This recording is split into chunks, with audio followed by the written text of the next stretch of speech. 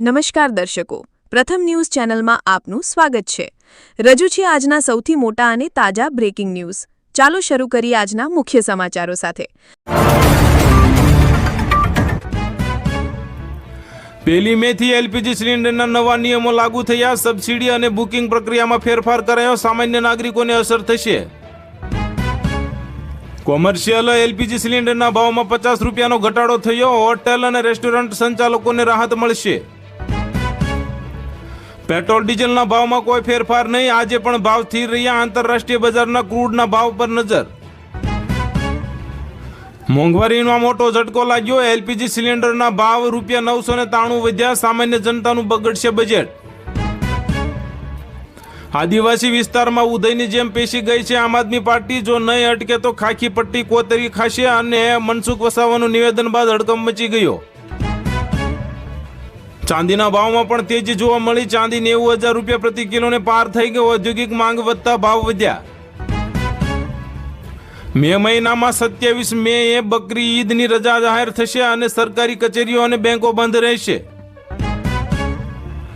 ઉનાળુ વેકેશન દરમિયાન સરકારે બાળકો માટે સમર કેમ્પ શરૂ કર્યા। વિવિધ પ્રવૃત્તિઓનું આયોજન કરવામાં આવ્યું। પ્રધાનમંત્રી આવાસ યોજના હેઠળ નવા મકાનોની ફાળવણી કરવામાં આવી। ગરીબ લાભાર્થીઓને ઘરની ચાવી સોંપવામાં આવી। આયુષ્માન ભારત યોજનાના વધુ રોગોના સમાવેશ કરાયો। ગરીબ દર્દીઓને 5 લાખ સુધીની મફત સારવાર મળશે। ઉજ્જવલા યોજનાના લાભાર્થીઓને મે મહિનામાં મફત ગેસ સિલિન્ડર મળશે। સરકારે જાહેરાત કરી। ખેડૂતો માટે ડ્રોન યોજના શરૂ કરવામાં આવી। ખેતીમાં દવા છંટકાવ માટે ડ્રોન પર 80% સબસિડી મળશે।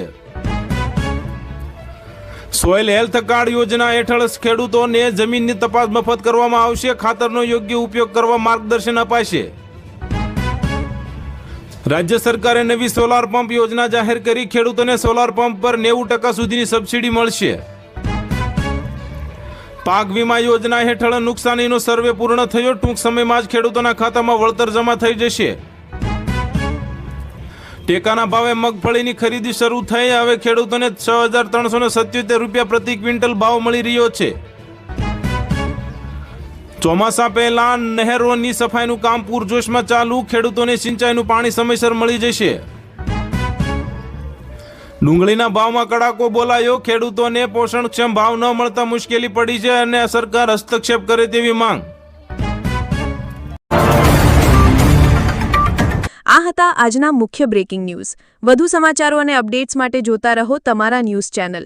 અમને સબસ્ક્રાઇબ કરવાનું ભૂલશો નહીં અને બેલ આઇકન દબાવો જેથી તમને નવા વિડીયોની નોટિફિકેશન મળતી રહે। ફરી મળીશું નવા સમાચારો સાથે। શુભકામનાઓ।